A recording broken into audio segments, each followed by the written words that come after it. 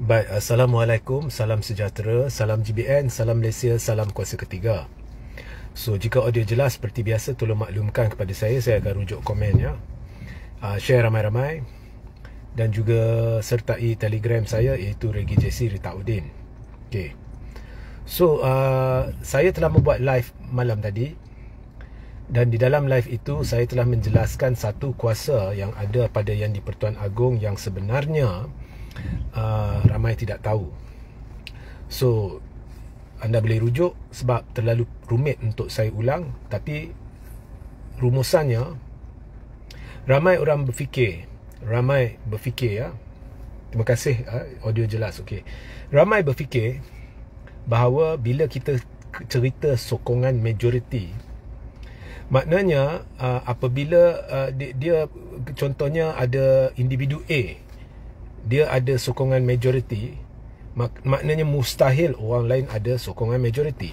So, saya telah menjelaskan bahawa mungkin lebih daripada seorang ahli parlimen mungkin boleh mendapat sokongan majoriti. Jadi kemungkinan mendapat sokongan majoriti dengan ada sokongan majoriti pada bila-bila ketika adalah berbeza. So, saya sudah jelaskan sejelas-jelas mungkin. Saya tak nak ulang. Jika apa yang saya baru katakan tadi trigger satu dalam bahasa Inggeris curiosity atau rasa ingin tahu, maka scroll ke bawah dan rujuk live saya tadi. Okay. So, live itu amat penting. So, saya jelaskan sebenarnya dari seluruh live tu anda akan dapat tahu bahawa orang yang ada majoriti pada bila-bila ketika dan orang yang mungkin mendapat sokongan majoriti. Mungkin ada lebih ramai, mungkin ada 2-3 yang ahli-ahli parlimen sanggup sokong dengan majoriti. Okay. So, kemudian saya juga bercerita dengan hak kuasa mutlak Yang di-Pertuan Agong. Walaupun anda pada ketika selepas pilihan raya ke, atau bila nak cari Perdana Menteri baru ke, walaupun seorang itu tampilkan 120 SD sekalipun, kalau Yang di-Pertuan Agong rasa ada orang lain pada hemat tuanku juga mungkin mendapat sokongan majoriti, maka Yang di-Pertuan Agong boleh lantik orang tu. So, penjelasannya anda rujuklah ya. So, ini yang ramai tidak tahu dan ramai juga saya perhati ahli parlimen ahli politik tidak cerita. Okey. So, lepas live itu saya ada soalan diajukan kepada saya. Adakah Yang di-Pertuan Agong ada kuasa berperlembagaan untuk memecat Perdana Menteri? Now, ini adalah sebagai menjawab soalan itu. Bukan saya cadangkan ada sesuatu kehala itu yang akan berlaku. No. Tapi untuk menjawab soalan itu. So, untuk menjawab soalan itu, sebenarnya saya nak katakan terlebih dahulu, perkara ni sebenarnya saya dah duduk dalam satu sesi bersama dengan Tuan Muhammad Hanif Katri Abdullah lama dulu dan sudah pun dibincangkan. Jawapan mudah dia, ya. Yang di-Pertuan Agong ada kuasa berperlembagaan untuk memecat Perdana Menteri. Okay. So, kalau kita nak masuk mendalam, ianya sukar untuk dibincangkan dalam beberapa minit. So, saya tidak ingin panjangkan live. So, saya cuma nak cerita satu bahagian je. Okey, bila seorang Perdana Menteri itu mengangkat sumpah jawatan, dia sebenarnya mengangkat sumpah jawatan, mengangkat sumpah setia dan mengangkat sumpah simpan rahsia. So, 3 sumpah yang diangkat. Begitu juga ahli jemaah menteri. So, sumpah jawatan, sumpah setia dan sumpah simpan rahsia. Now, saya tak nak masuklah sumpah jawatan tu dia sebut apa, sumpah setia tu dia sebut apa, sumpah simpan rahsia tu dia sebut apa. Tetapi sumpah-sumpah itu berkait ya, kalau anda rujuk secara keseluruhan, ianya berkait dengan apa yang yang boleh yang dilafazkan di depan Yang di-Pertuan Agong supaya Yang di-Pertuan Agong yakin dan memberi kebenaran untuk memegang jawatan tersebut. Jadi sebenarnya bila Agong lantik, Agong memberi kebenaran berdasarkan lafaz sumpah itu.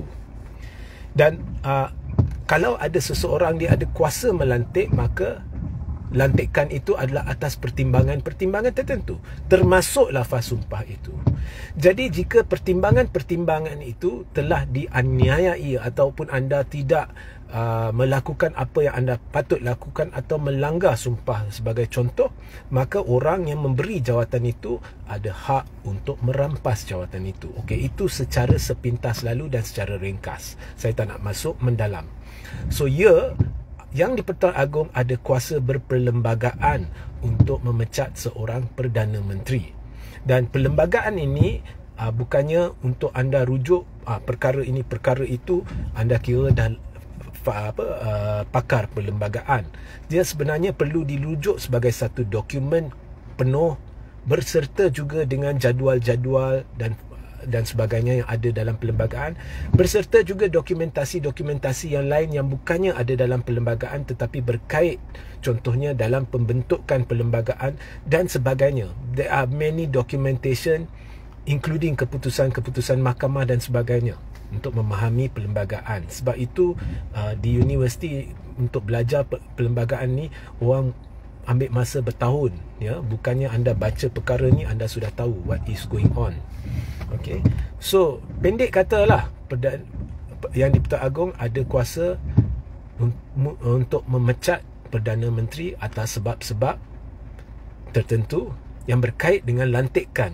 So lantikan tu mesti ada sebab, mesti ada pertimbangan. So pertimbangan sama juga kalau yang di-Pertuan Agong telah memberi satu jawatan kepada anda atas pertimbangan tertentu, dan jika anda tidak melakukan apa yang patut anda lakukan, apa yang anda patut anda sumpah telah akan lakukan, maka yang di-Pertuan Agong boleh tarik balik lah. Kalau tidak, what for you put yang di-Pertuan Agong beri dia kuasa untuk mempertimbangkan, ya. Saya ulang, ya, ini berkait dengan live saya malam tadi, sebab yang di-Pertuan Agong ada kuasa mutlak dalam soal pelantikan. Jadi kuasa mutlak itu datang dengan atas budi bicara dia, atas pertimbangan dia. So kalau pertimbangan dia tidak bermakna, maknanya kalau dia tidak boleh pecat Perdana Menteri, maknanya pertimbangan dia tu tidak ada makna. Dia lebih kepada mechanical, dia lantik full stop. Dia tak boleh pecat kalau Perdana Menteri itu tidak melakukan tanggungjawab, memungkiri janji atau sumpah dan sebagainya, atau tidak memenuhi pertimbangan. So what for you give maknanya Agong tak ada kuasa mutlak sebenarnya. Dia cuma rubber stamp. Itu bukan betul. Ya, yang di-Pertuan Agong bukan rubber stamp. Dia ada kuasa mutlak dalam hal-hal berkaitan dengan pelantikan Perdana Menteri, dan dia boleh pecat Perdana Menteri. So itu sebagai menjawab soalan yang telah diajukan kepada saya. Okay? So yes, yang di-Pertuan Agong boleh pecat Perdana Menteri pada bila-bila masa, ya, atas pertimbangan yang atas budi bicara tuanku, sekiranya tuanku mendapati Perdana Menteri telah melanggar perkara-perkara tertentu yang menjadi asas kepada pelantikan Perdana Menteri itu pada satu ketika dulu. So, adakah perkara ni akan berlaku satu hari nanti? Saya tak tahu. Dulu pun kita dah bincang, tapi it never happen. Tetapi jangan lupa, ada perkara-perkara tertentu dulu orang kata tak boleh buat, akhirnya ia menjadi. Contohnya, yang di-Pertuan Agong pernah gunakan kuasa mutlak budi bicara dia untuk melantik seorang yang lain sebagai Perdana Menteri, walaupun orang lain yang submit bukti sokongan majoriti dan sebagainya. So tidak mustahil, ya. Okey. So itu sahajalah penjelasan saya. Sehingga kita berjumpa di lain masa. Assalamualaikum, salam sejahtera, salam GBN, salam Malaysia, salam kuasa ketiga.